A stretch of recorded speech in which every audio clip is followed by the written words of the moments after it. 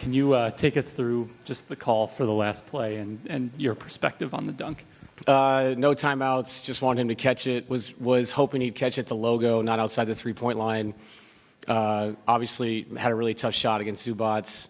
So the desired catch was not where we wanted him to catch it. To our guys' credit, in the NBA, it's really true. You talk about this all season long in situational basketball. When the shot goes up, there's no reason not to crash everybody. So it was good to see our guys do that. Obviously, you could say it's a lucky play, but that's a big athletic man, and he met the ball early. I couldn't tell if it was good or not. I was preparing for overtime. So this was a game where I was really proud of us for three quarters. They have a lot to be proud of in the fourth quarter. They were incredible in that quarter with their defense and the way they picked up. And, it's one of those things where that's going to be on NBA TV someday, and I'm glad we won the game. I'm glad it'll be on Nugget Day and not Clipper Day. So hell of a win, 2-2 going home. David, you spoke about Jokic trying to find trying to find a balance and being more aggressive, and maybe going back to the film and looking at it. Obviously, he was pretty impressive today. What did you see there? What was the difference in his performance and his scoring performance? Yeah, I thought he was more aggressive to shoot the ball. I did think our spacing was better, which allows him to get to space and score. And not in the fourth quarter, when they junked it up, but throughout the game. And he did a great job of finding soft spots in their defense. We did a much better job in this game in the first three quarters of slowing down and getting organized. And it showed, early in the game, much more of a half-court offensive team, not just racing the ball up and down. And if you can do that, I think Nikola thrives in that. Like I said, in the regular season, we were a race it up and down the court kind of team. I saw a much more under-control basketball team those first three quarters, which got us that lead. And we have to be able to continue, that in the fourth if we're going to win two more games in the series. So, I really mean that. Like, organized basketball allows guys to play they can take a deep breath, they can see the spacing, they can make the right basketball play. So really proud of the guys, and obviously Nikola was the three-time MVP we all know. Coach, is there any chance that last shot was a pass? No. I mean, because it is not that easy to catch the ball in midair. I mean, usually a guy like that can time it. Right. Aaron Gordon can time a rebound. No, I think it almost felt like a lob the way he caught it. Yeah, and the guys on the bench, because we had no timeouts left, everyone said it in the huddle, make sure you just get a shot up. When you get a shot up, it gives everybody an opportunity. And like I said, would rather have him have a much deeper catch. But we got the ball in his hands. You can't stop the game then. He gets a shot at the rim.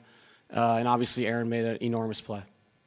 David, are you able to almost take a sigh of relief now that the series is tied at 2-2 and it's a best of three now? No. What I was excited about is things that we talked about the last, 36 hours.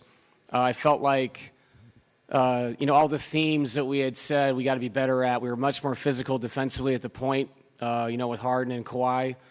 Like I said, I thought we slowed down offensively and controlled the pace of the game.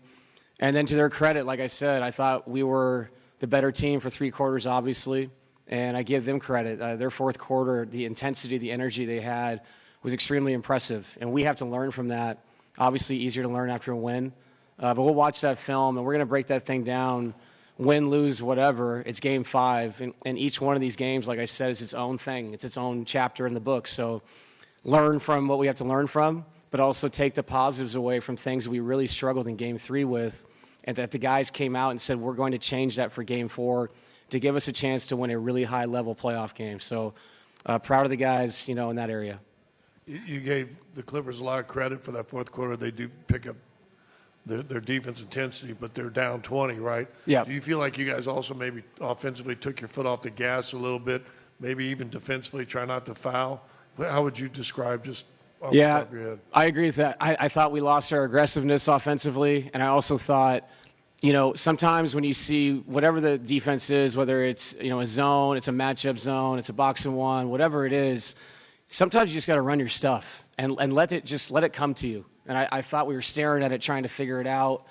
And I think, that's something we can work on and talk about. We haven't had issues with zones throughout the season. So it's nice to be able to look back on it after a win, and improve on it. But yeah, I agree with that. Our aggressiveness. And I thought defensively, look, I ran the guys. And I knew, keeping the 4 or the 5 starters to start the fourth, I was taking a chance, and Jamal was the only guy not out there.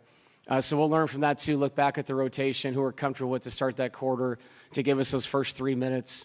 So maybe there's more than one fresh body coming in, to win a game like that. So, like I said, much to learn from, but really excited, having the win.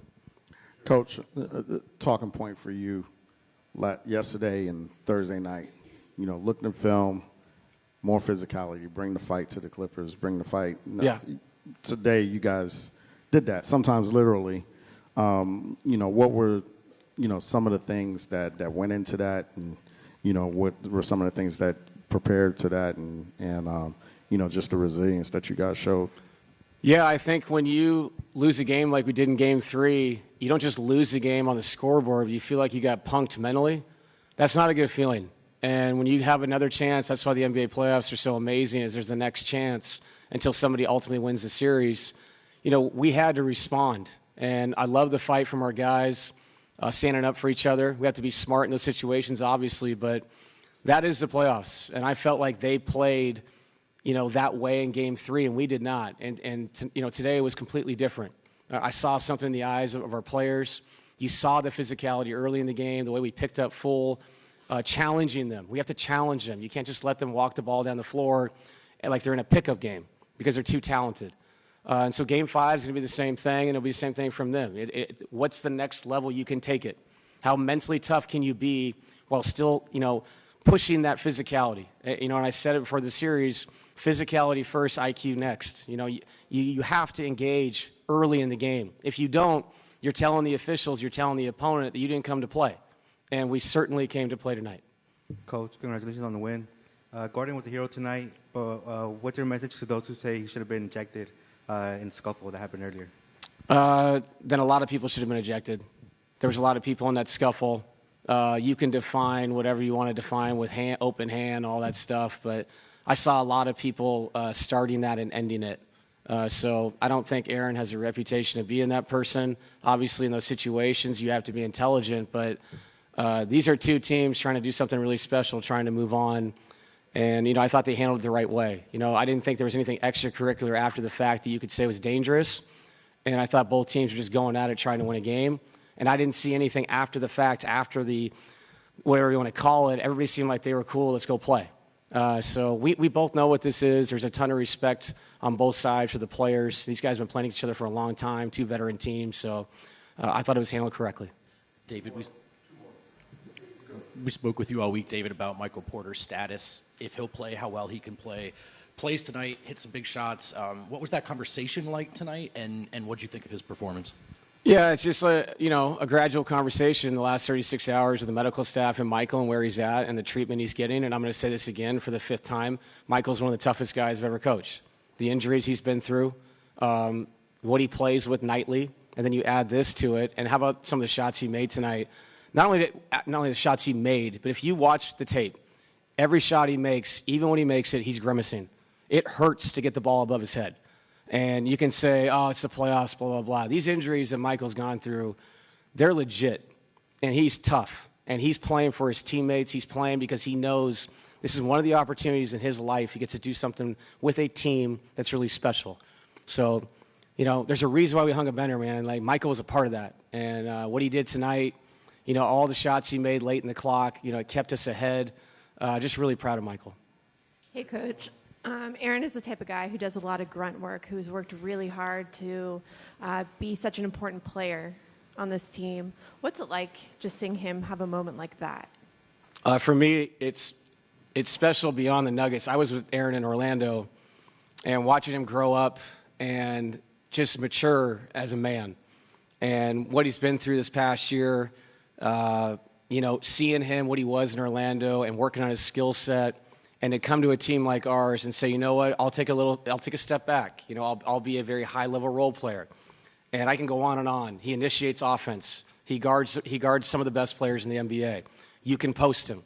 He can go one-on-one. You can ISO him against smaller guys. You can put him on smaller, offensive players. And on top of all that, Aaron doesn't care if it's 12, 8, and 4 that night as long as we win. And some nights it's 22, 12, and 6. If we lose, he doesn't care. He wants to win. And there's certain people in our league that really I would define as championship pieces. I think we say that too much. He is one of those people. He is the definition of that, and he always has been since he got to us.